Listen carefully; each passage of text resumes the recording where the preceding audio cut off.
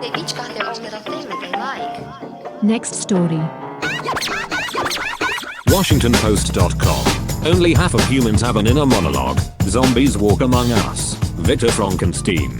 5 minutes. A groundbreaking study from UC Berkeley's Department of Cognitive Science has ignited fierce debate in psychological and philosophical circles with its startling finding. Only about half of humans experience a constant inner monologue. This discovery has sparked intense discussion about the nature of consciousness, sentience, and what it truly means to be human. The 5-year research project, led by Dr. Sarah Martinez, used a combination of neuroimaging, introspection surveys, and behavioral analysis to investigate how people experience their inner mental life. The results showed that approximately 54% of participants reported experiencing a constant inner voice, while the remaining participants either lacked one entirely or described only sporadic internal verbal thoughts. This finding challenges our fundamental assumptions about human consciousness, says Dr. Martinez. We've discovered that internal experience exists on a spectrum, with some people experiencing near constant verbal thoughts while others process information more visually or abstractly. The implications of this discovery have proven deeply controversial. One psychologist, who donned the cowl of anonymous coward to speak freely, made the explosive claim that soi-disant human beings without an inner monologue are basically beasts in human guise, without rumination, without internal debate, without the ability to reflect on one's own thoughts. How is such a creature different from an animal, or a flame, or a machine? This provocative statement has drawn sharp criticism from other experts in the field. That's an absurd and dangerous oversimplification, argues Dr. James Chen, director of the Institute for Consciousness Studies. It's akin to believing people who don't move their lips while reading can't really read, when of course such readers typically read much faster than people who must silently mouth each word. Consciousness and self-awareness can manifest in numerous ways. The presence or absence of verbal thought tells us nothing about the depth of someone's inner experience or their capacity for complex cognition. Dr. Anya Sharma, a cognitive neuroscientist at UC Berkeley, supports this view. While an inner monologue can be a powerful tool for self-reflection and complex thought,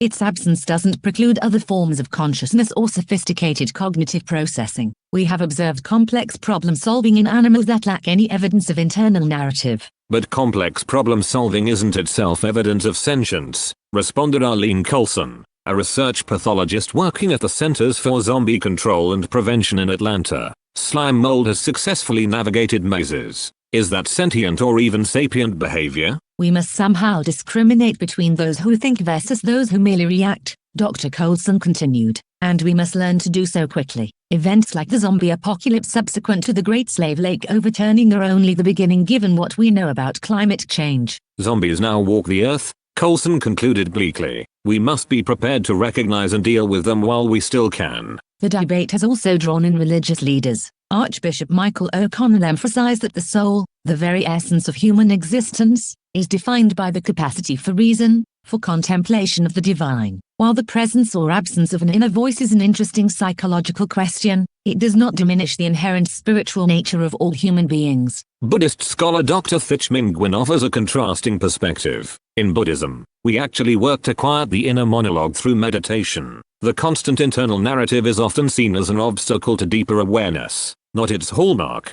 The unmediated connection to action without muddying factors of regret, fear, rage, lust, agony, are always the most direct path to divine truth. The study's implications extend beyond psychology and religion into the realm of artificial intelligence and consciousness. If we define consciousness solely through inner monologue, we're using an arbitrary and likely incorrect metric, notes AI ethicist Dr. Marcus Wong. Both humans and machines can exhibit complex behavior and decision-making through various forms of information processing. An inner monologue is just a side effect of models constructed within the mind to predict the future. Surely a mere side effect cannot discriminate between sentience and non-sentience. The public reaction has been equally divided, with social media erupting in online discussions worldwide. While some have turned the findings into humor, others express genuine existential concern about what it means for human consciousness and identity in a world where people are already deemed abhuman for trivial traits like skin color. As research continues, the scientific consensus increasingly suggests that consciousness and self-awareness exist on a multifaceted spectrum,